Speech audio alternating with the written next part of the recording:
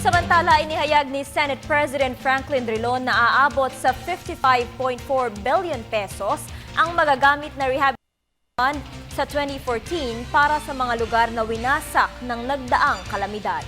Para sa detalye, balitaan mo kami, Fred Monteza.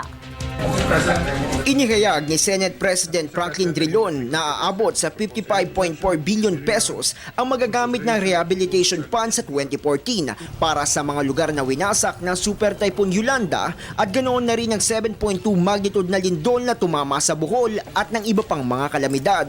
Ayon sa senador, kasalukuyan ang isinasaayos ang naturang panukala. Ito'y upang maaprobahan bago mag-adjourn ng Kongreso sa Desyembre 21.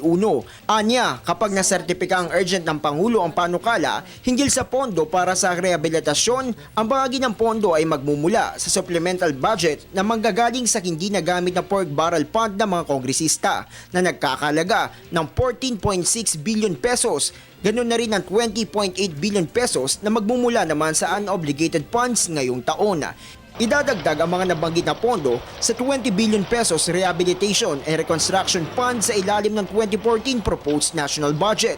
Kaya naman sa suma total, nagkakalaga ito ng 55.4 billion pesos. Sa kasalukuyan, umaabot na sa mahigit 24 billion pesos ang halaga ng pinsalang idinulot ng bagyo at tataas ito.